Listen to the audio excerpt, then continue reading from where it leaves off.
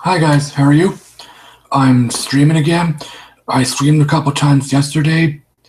I read ScreenRant's latest Spider-Man article, 15 things you didn't know about or uh, 15 things you didn't know about the canceled Amazing Spider-Man sequels. I was going to say shocking facts, but whatever. Unfortunately, the audio was distorted. The volume was really loud. I meant to say audio, but it doesn't matter. So later on, I tried again. I made a short stream. I read the last 6 facts. The audio was even worse. Yeah, the volume was lowered, but I was wearing my earbuds, so I guess it really doesn't work for streams. I guess it's fine for Hangouts, so I'm test streaming again. The audio is low, of course. Right now, I'm going to read ScreenRant's latest Spider-Man article. No, their latest Batman article, 15 shocking facts about the Dark Knight trilogy. I'm not going to read every paragraph, and I said this before, I speak a little quickly sometimes, or I speak quickly sometimes. It's an ongoing problem. I had it my whole life, so I'll be clear for as long as I can. So let's dive in. 15. Kristen Bale fell asleep while acting. Beware of boredom, future thespians. Bruce Wayne's nocturnal lifestyle caught up with him in Nolan's Batman Begins, as a billionaire playboy found himself drugged by the Scarecrow's fear toxins. When Wayne finally woke up from the poisoning, his loyal friends, Alfred Pennyworth and Lucius Fox, were there for him. During the filming of that scene, Bale accidentally added a little flavor of his own to the shoot. In Batman Begins, in the first scene I had with Michael Caine and Morgan Freeman, I fell asleep, Bale explained. In the scene, I was meant to be waking up, so I lay down and just fell asleep, and I didn't hear action. Bale continued, I woke up with Michael Caine poking me in the ribs and going, look at that, he's bloody falling asleep, isn't he? He's bloody falling asleep. If I could do a Michael Caine impression, I would have done it just now. 14. Jack Nicholson was furious about being passed over for Joker. Heath Ledger's death rocked the world, as did its potential correlation to the role of the Joker, which he portrayed so impeccably in The Dark Knight. But Ledger was adamant about the fact that he would not have taken the role if it had been connected to Jack Nicholson's portrayal in Tim Burton's Batman. If Tim Burton was doing The Dark Knight and asked me to play the Joker, I wouldn't have taken it because to try and even touch what Jack Nicholson did in Tim Burton's world would be a crime, Ledger explained. Nicholson's knee-jerk reaction to not being asked to return as the Joker was less than enthusiastic. They never asked me about a sequel with the Joker, Nicholson said. I know how to do that. Nobody ever asked me. It's like any idea, you can't believe the reasons things do or don't happen, Nicholson said. Not asking me to do the sequel is that kind of thing. Maybe it's not a mistake. Maybe it was the right thing, but to be candid, I'm furious. Yeah, it's a sequel to Batman Begins, but not to Tim Burton's Batman, so maybe Nolan could have casted Nicholson in a small role, completely unrelated to Joker, but I'm just spitballing. 13. Henry Cavill, Anthony Hopkins, Matt Damon, and more almost starred. The DCEU could have turned out much differently if Henry Cavill had won the role of Bruce Wayne in Batman Begins. Cillian Murphy, Billy Crudup, Joshua Jackson, and Jake Gyllenhaal also auditioned for the character. I didn't know Henry Cavill auditioned for him. Oh no, I did. I heard about it before. But Bill went out. And Anthony Hopkins was even in the running for the part of Alfred. Matt Damon was considered for Harvey Dent / Two-Face in The Dark Knight, but didn't accept the part. The Joker was a Covenant role, which was eventually run by Heath Ledger, but it was Sean Penn whom Warner Brothers originally wanted. Robin Williams and Steve Carell expressed interest in tackling the Clown Prince of Crime on the big screen. Nolan said Ledger was always on his mind. The other finalists for the part were Sam Rockwell and Hugo Weaving. Anne Hathaway initially thought she was auditioning for the role of Harley Quinn, but the actress beat out Natalie Portman, Blake Lively, and Keira Knightley to become Selena Kyle in TKDR. Leonardo DiCaprio, Ryan Gosling, and Mark Ruffalo were considered for John Blake, Robin. 12. Nolan's style of illusion. With an A. Barbara Gordon appeared in the Trilogy as Jim Gordon's little girl. During The Dark Knight, a greedy Coleman Reese tried to extort money from Lucius Fox. Coleman was connected to the Riddler. Mr. Reese's name phonetically translates to mysteries. In The Dark Knight Rises, Killer Croc got a nod from John Blake when the officer discussed his superior's response to Bane taking up residence under Gotham City. They asked me if he, Jim Gordon, saw any giant alligators. TDKR also introduced a new interpretation of Clayface, played by Ben Mendelsohn. In Batman the Animated Series, Roland Dagnett was the name of the infamous Bat-Baddie, but Christopher Nolan altered the character's backstory and changed his name to John for his venture. When Foley barked orders outside the stock exchange, the officer next to him sported a name patch that said Allen. This was a reference to Crispius Allen, aka the Spectre, who was also a police detective in Gotham. Catwoman's roommate, Jen, represented the comic's Holly Robinson, who was a prostitute mentored by Selena Kyle. 11. Nolan's realism was a response to the Schumacher films. Realism and suspension of disbelief played a huge part of reviving the character of Batman for the silver screen. Batman and Robin almost irrevocably destroyed the Dark Knight in movie theaters. Before the film sank like the Titanic, studio executives were busy greenlighting a fifth installment to be directed once more by Joel Schumacher. The picture was titled Batman Unchained, aka Batman Triumphant, but Batman and Robin's lousy box office returns ensured the project never saw the light of day. After a short absence on the big screen, Warner Bros. Began looking to resurrect the Bat. I first became interested in taking on Batman when I heard that Warner Bros. Was looking to reinvent the franchise, said Christopher Nolan. From the beginning, my interest was taking on a superhero story, but treating it in a realistic fashion. Nolan continued. Nolan and director David S. Goyer came up with a gritty origin story for Bruce Wayne's journey, which veered dramatically from Schumacher's bright-colored, campy, catastrophic entries. The Dark Knight trilogy stood out from other film versions of the Batman thanks to his graphic novel approach to the source material. I'll say it right now, I love Batman Forever. I know he said Batman Begins. It was my favorite Batman movie as a kid. I still love it. Nostalgia is a huge reason. Batman and Robin was lame, but I haven't seen it since I was a kid. I liked it then, so yeah, if I were to see it again, yeah, I'll no longer like it. It's 20 years old now. Hooray! 10. Robin's Easter eggs. Robin never was a serious consideration to appear in Christopher Nolan's carefully woven narratives featured in the Dark Knight trilogy, but given a nod to the Boy Wonder wasn't something that the filmmaker contested either. In an early draft of Batman Begins, Dick Grayson was mentioned by Katie Holmes' character Rachel Dawes. Supposedly, Dawes was a distant relative of the Grayson family, but the homage to Robin never made it to the silver screen. Rather, Nolan... I'm just checking to see if I was still on. Okay. Rather, Nolan created an altogether new adaptation of Batman sidekick and police officer Robin John Blake for The Dark Knight Rises. This edgier version of the Boy Wonder may not have altered Grayson's athletic abilities were on full display. There was a subtle nod to the third Robin, Tim Drake, in the film when Blake revealed that he knew Bruce was Batman.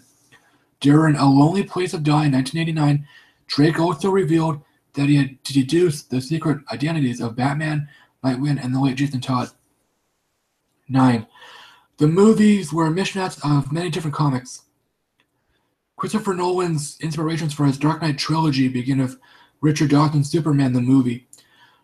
What I love about Superman was the way New York felt like New York, or rather Metropolis felt like New York, Nolan explained.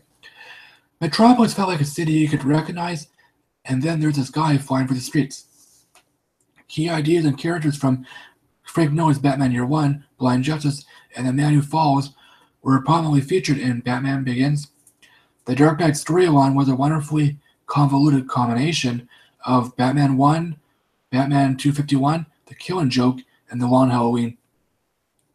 The Dark Knight Rises was most notably linked to Nightfall, but No Man's Land and The Cult also contributed to elements of the story. Selena Kyl's part in TDKR was heavily influenced by Catwoman, The Dark End of the Street. 8. First comic book movies to achieve serious success. The late film critic Roger Ebert didn't beat around the bush when the first installment of Christopher Nolan's Dark Knight trilogy hit theaters in 2005. Batman Begins is the fifth Batman movie, but the first one to get it absolutely right. The film was also nominated for an Oscar in cinematography. Batman Begins was not only a critical success, but a box office juggernaut, burning in $374 million worldwide. But profits were about to get seriously insane with the release of 2008's The Dark Knight. Heath Ledger's Joker helped TDK become the first Batman movie to surpass the $1 billion mark worldwide. It was the #1 movie at the box office for consecutive weeks, and its nearly $535 million domestic ranks take it at number 6 among the all-time moneymakers. The movie won 2 Oscars, supporting actor Heath Ledger and sound editing. The Dark Knight Rises didn't disappoint, as Bane brought Gotham's Reckoning to theaters. TDKR became the second consecutive Batman film to surpass the $1 billion mark globally. Richard Roper called the picture a majestic, gorgeous, brutal, and visually satisfying epic. 7. Warner Brothers was sued by a Turkish mayor over the use of Batman. Holy Swindle was Batman. One could have argued that Hussein Kalkan had been exposed to the Joker's brain-altering gases in November of 2008. Kalkan, who was the mayor of the city of Batman, Turkey, filed a lawsuit against Christopher Nolan and Warner Brothers for using the name Batman without permission. Let's skip this. Number 6. TDKR ending really happened. Some people would just like to argue the climatic conclusion to The Dark Knight Rises became a point of interest, chatter, and conspiracy theories when Bruce Wayne faked his own death and left his legacy to John Blake. The internet even reflected the opinions of disapproving fans who thought the ending was merely a figment of Alfred Pennyworth's imagination. This is one of the most extremist arguments ever, as the ending of TDKR is clearly an inarguable matter. During the movie's closing montage, Lucius Fox discovered that Wayne faked his death, when it was revealed that the autopilot on the Bat had been repaired by the Dark Knight himself. Also, the executor of Bruce Wayne's estate mentioned that his string of pearls were missing.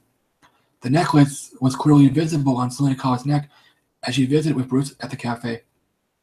And if that overriding evidence wasn't enough, take it from Sir Michael Caine himself.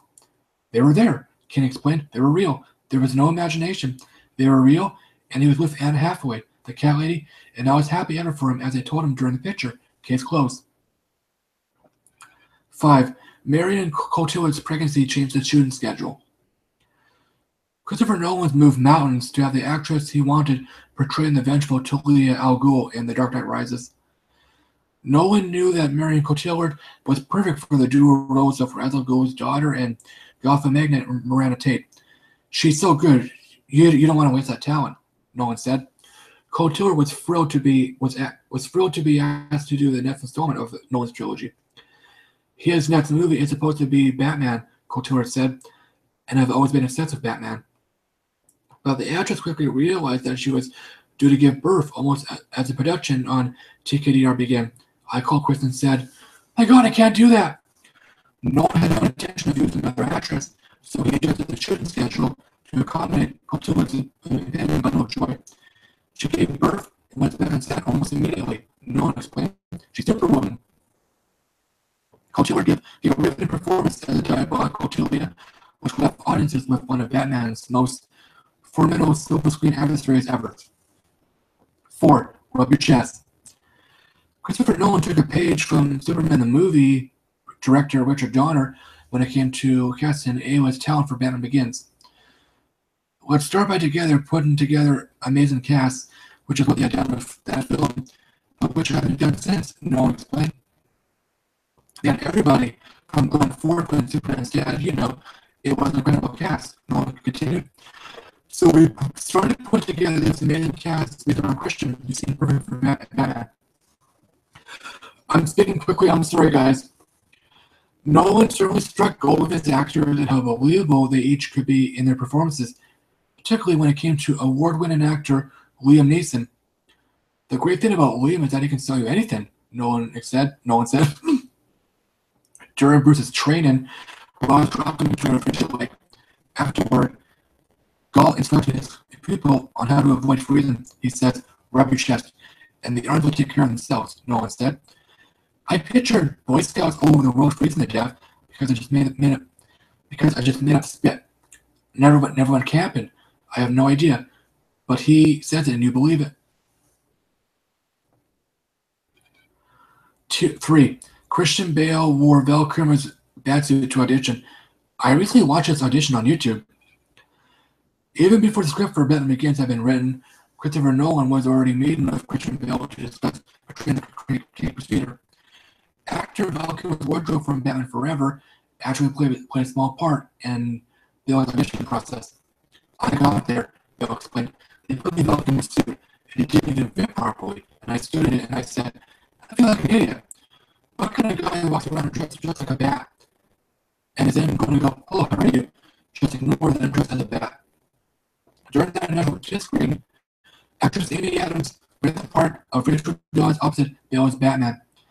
Adams, of course, went on and played Lois Lane in Zack Snyder's Man of Steel and Batman v Superman: Dawn of Justice. This is for me. Christian Bale and Amy Adams played a couple in American Hustle. I couldn't get into it. I was bored. Moving on. Number 2, Fat Man.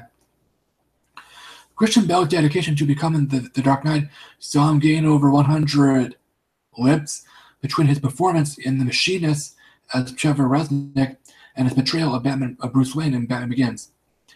When Christian Bale showed up on set at 220 libs, Christopher Nolan was taken by surprise.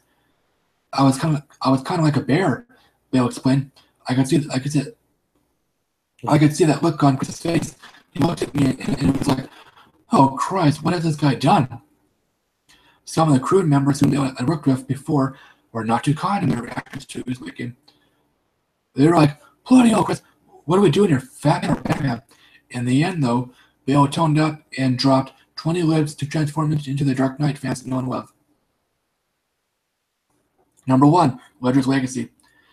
Heath Ledger's sudden death certainly shocked the world, but his enduring legacy will live for generations to come. Rather than dwell on his passing, fans around the world revel in the myriad of quirky and compelling characters he portrayed since his acting debut in 1992's Clowning Around. Ledger was nominated for 2 Academy Awards during his career.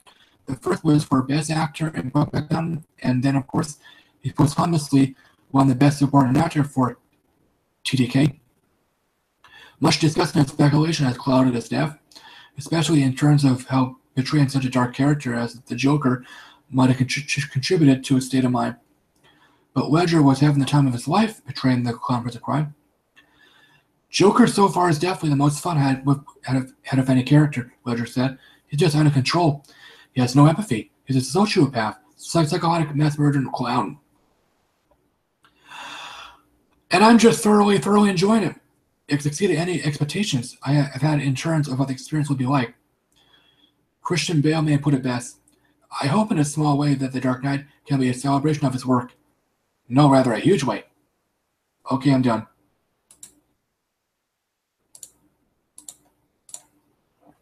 Okay, I'm still on. I have 2 viewers. Hope the audio is fine. I guess a little distortion is fine. A little can't piss off anyone, maybe the odd person. Okay, so I hope you enjoy this list. I read quickly several times. I'm sorry. I rarely read out loud. I mean, hardly anyone does. Okay, I'll talk to you later. Bye.